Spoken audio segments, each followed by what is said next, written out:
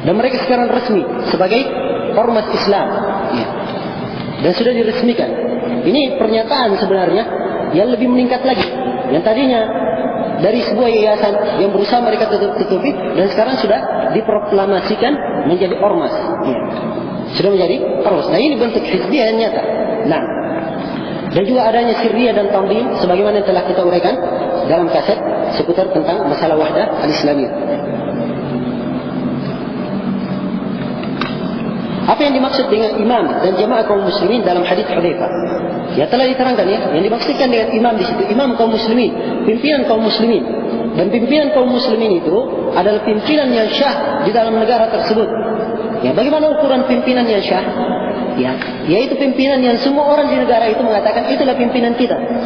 Itu pimpinan dalam negara. Demikian ukuran yang disebutkan oleh Imam Ahmad. Ya, kalau ingin lebih detail lagi, pimpinan itu syah dengan 3 syarat. Syarat yang pertama dipilih oleh ahlul halli wal aqd. Dipilih oleh para ulama. Ya. Dan orang-orang yang mempunyai amr dalam masalah ini. Ini yang memilih penguasa. Kalau dipilih seperti Utsman bin Affan dipilih oleh 6 orang dari majelis syura yang dipilih oleh Umar bin Khattab, syah dia sebagai penguasa. Padahal cuma 6 orang yang memilih Utsman bin Affan. Ya. Syah sebagai penguasa, dan seluruh kaum muslimin waktu itu tidak ada yang demo. Ya. Semuanya membaiat Utsman bin Affan. Mereka ridha dengan pilihan 6 orang ini. Ini cara Islam dalam memilih. Nah, cara Islam dalam memilih. Ini cara yang pertama. Dan yang kedua, apabila dia mendapatkan pelimpahan kekuasaan. Ya, seperti Abu Bakar As-Siddiq, ya, sebelum beliau meninggal, beliau limpahkan kekuasaan kepada Umar bin Khattab. Maka setelah Abu Bakar meninggal, Umar secara otomatis syah menjadi penguasa, dan semua orang membaiat Umar. Tidak ada lagi yang berbicara. Demikian ya, betapa tenangnya umat terdahulu, tidak ada perselisihan. Ya. Kalau mereka mengikuti syariat Rasulullah SAW. Nah, cara yang ketiga, kalau dia berkuasa, ya, dia syah sebagai pemimpin kalau dia berkuasa dengan kekuatannya. Kapan dia berkuasa dengan kekuatannya dan sudah menjadi pemimpin, maka syahlah dia sebagai pemimpin. Nah, ya, itu yang dikatakan sebagai pemimpin, bukan seperti yang ada sekarang ini. Ya. Sebagian kelompok jamaah dia pasang dirinya amir, pimpinan jamaah, wajib dibaiat. Ya. Kemudian wajib taat kepadanya. Siapa yang keluar darinya, maka dia keluar dari al-jamaah, mati-mati jahiliyah. Ya. Dan jamaah yang seperti ini berbagai macam modelnya. Ada yang masuk ke partai oposisi, ikut dalam partai pemilu pemerintahan, dan ada yang sama sekali tidak mau karena dianggap itu semua hukum tagut, akhirnya dibikin negara bawah tanah. Ya. Dan 2 jemaah yang seperti ini ada di Indonesia. Ya, ada di Indonesia. Nah, karena itu pemikiran yang seperti ini butuh untuk diselesaikan dan butuh untuk dihabiskan. Nah, karena itulah kita nasihatkan kepada pemerintahan kita supaya tatkala menyikapi seseorang atau kelompok-kelompok yang semisal dengan ini, bukan cuma orang-orang yang ditangkap, tapi pemikiran mereka yang lebih berbahaya ini harusnya dibersihkan. Dan cara membersihkannya, ya, mereka berkewajiban untuk mengembalikan umat Islam mempelajari Al-Quran dan Sunnah Rasulullah SAW dan rujuk kepada para ulama yang mengerti Al-Quran dan Sunnah sesuai dengan pemahaman para ulama Islam.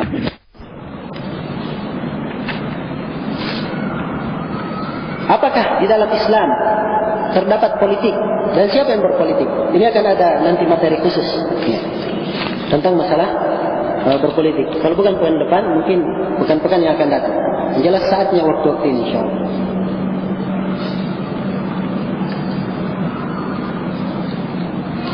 UAE mengatakan bolehnya ikut berpartai karena keadaan darurat. Kalau tidak masuk parlemen, negara akan dikendalikan oleh orang-orang kafir. Ini saya kira syubhat yang seperti ini sudah terlalu lama sudah sangat banyak kita jelaskan, ya. Dan kaidah-kaidah mereka pakai juga kaidah-kaidah yang tidak mempunyai dasar, ya. Dan sama seperti hizbiyun yang lainnya berusaha untuk cari fatwa. Ya, katanya fatwa Syekh Al-Albani membolehkan, Syekh Bin Baz, Syekh Ibnu Utsaimin, dan tidak ada yang seperti itu. Ya. Tidak ada yang seperti itu. Kita punya nas-nas fatwa para ulama hitam di atas putih, ya. Kadang dengan suara kaset, dan tidak ada ya, yang seperti itu. Nah,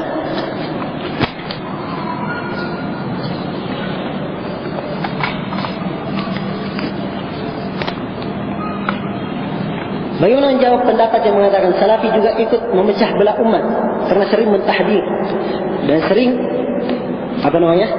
ikut berkelompok dan bergolongan? Sebagaimana yang diterangkan tadi oleh Syekh Al-Albani rahimahullah, dakwah ahli sunnah wal jamaah itu menyeru kepada Al-Quran dan sunnah Rasulullah SAW. Dan orang-orang yang mengatakan memecah belah umat itu salah menerjemah. Yes. Karena dasar terjemahan mereka adalah terjemahan yang salah. Ya, mungkin kamusnya kamus bahasa Arab, dia pakai kamus bahasa Inggris. Akhirnya terjemahannya salah. Ya. Karena itulah menerjemah yang bagus diterjemah dengan terjemahan sesuai dengan dalil dari Al-Quran was Sunnah. Itu namanya menasihati, bukan memecah belah umat. Ya. Al-Quran was Sunnah ini kewajiban kita untuk bersatu. Kapan ada yang keluar dari Al-Quran was Sunnah, kita berusaha untuk mengembalikan mereka kepada Al-Quran was Sunnah. Kalau mereka tidak mau kembali, ya, kita tegaskan tentang bagaimana prinsip Al-Quran was Sunnah, dan yang kaum muslimin yang belum pecah dari Al-Quran was Sunnah ini jangan sampai ikut sama orang-orang yang keluar dari Al-Quran was Sunnah itu tadi. Ya. Jadi diterangkan ini kelompok penyimpangannya begini, ini kelompok sesat, dan ini kelompok menyimpan di sisi ini. Semuanya itu nasihat bagi mereka supaya mereka kembali. Ya. Dan kalau mereka tidak mau kembali, nasihat untuk kaum muslimin, jangan ikut sama mereka, supaya mereka kaum muslimin tetap berada di atas jalan Allah Subhanahu wa Ta'ala. Ya. Jadi jangan terlalu berperasaan seperti perasaan anak gadis. Ya. Berperasaanlah dengan perasaan yang baik, ya, dengan perasaan syariah yang didukung dengan dalil dari Al-Quran dan Sunnah. Ya. Jangan sampai nasihat diterjemah dengan kritikan, ya. Nasihat diterjemah sebagai cercaan atau yang semisal dengan itu.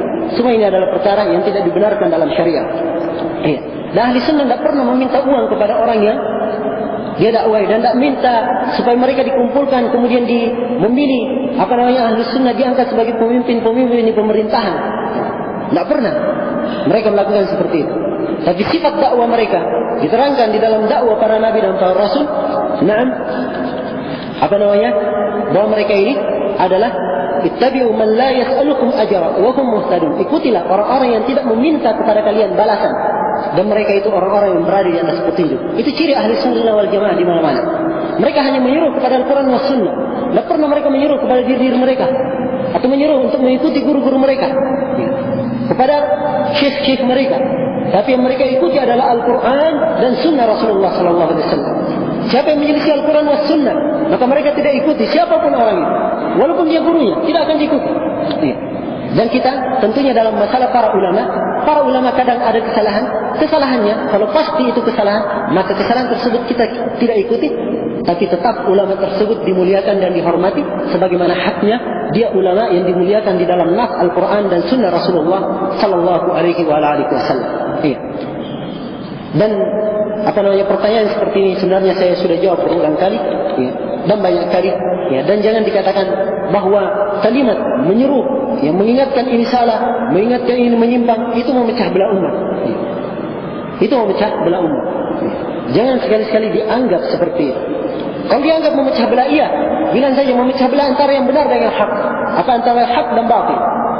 Ya. Karena Al-Quran dikatakan apa dalam Al-Quran? Al-Quran dinamakan Al-Furqan, pembeda. Tabarakalladzi nazzala al-furqana ala 'abdihi liyakuna lil 'alamin nadhira. Segala puji bagi Allah yang menurunkan Al-Quran kepada hambanya supaya menjadi menurunkan Al-Furqan, pembeda kepada hambanya supaya menjadi peringatan bagi seluruh manusia. Dan dalam hadis riwayat Bukhari, Rasulullah SAW bersabda, "Wa Muhammadun farraqa bainan nas." Dan Nabi Muhammad memecah belah manusia. Ya, apa memecah belah manusia? Memecah belah antara orang kafir dan orang muslim, yang hak dan yang batil. Ya. Itu ciri dakwah Rasulullah SAW.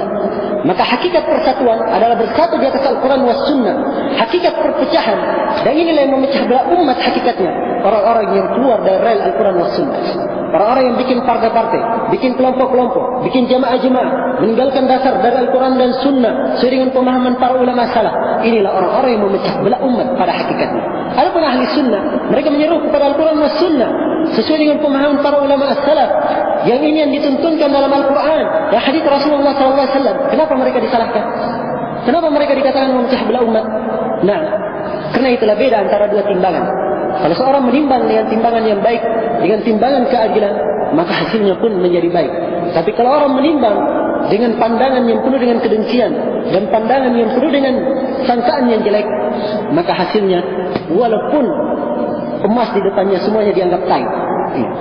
Demikian keadaannya. Wallahu musta'an.